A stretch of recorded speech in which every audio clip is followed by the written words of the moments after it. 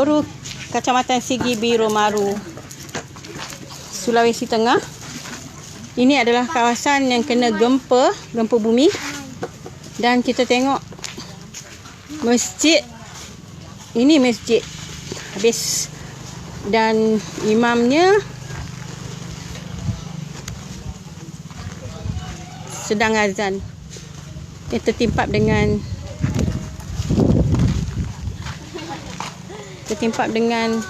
kubah, meninggal di situ juga pada hari kejadian.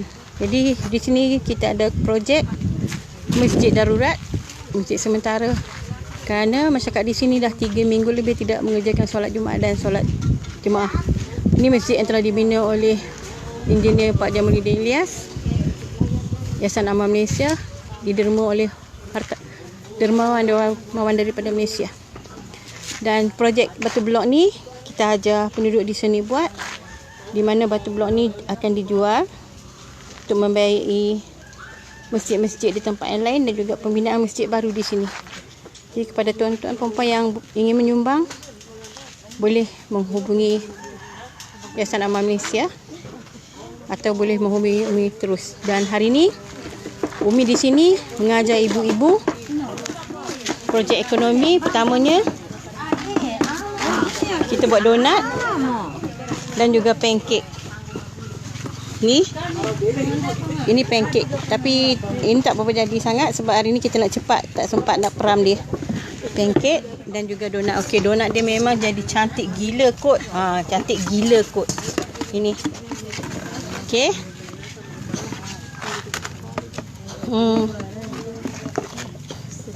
Nak tengok kegebuan dia. Patahkan 2 kejap. Pecahkan 2. Kotoran 2. Pecah. Okey, pecahkan 2. Okey. Boleh? Okey. Panas.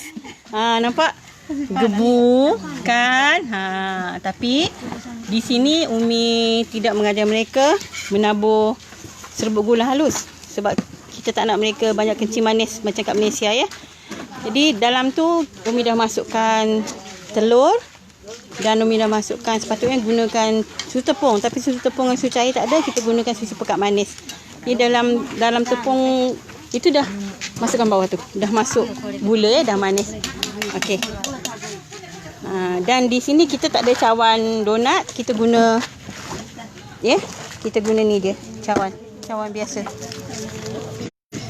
Ini adalah grup pertama yang kita ajar buat donat dan pancake, dan mereka ini akan berterusan buat kerana ada relawan-relawan daripada Malaysia yang akan mengadakan food program. Jadi kami tidak menggalakkan mereka membawa gula-gula, membeli gula-gula ataupun jajan-jajan yang lain, tapi mereka akan beli donat dan pancake yang dibuat oleh ibu-ibu. Jadi mereka dapat upah, dan sebahagian pada duit itu akan dimasukkan ke tabung pembinaan masjid dan juga untuk anak-anak yatim. Sebab di sini ada juga anak yatim dan ibu tunggal. Jadi diharap tuan-tuan dan puan-puan, para dermawan, infaklah semampu mungkin. Buat iman RM1 sekalipun tak apa. Kerana mereka di sini sekarang ni memang tidak dapat bekerja. Masing-masing masih trauma. Kebanyakannya semua tidur di kemah. Rumah mereka kalau kita tengok dari luar memang kita nampak kukuh, tapi di dalam rumah retak, bumbung pun ada yang dah roboh. Jadi mereka masih trauma, dan saya tak tahulah trauma mereka tu akan berlangsung sehingga bila.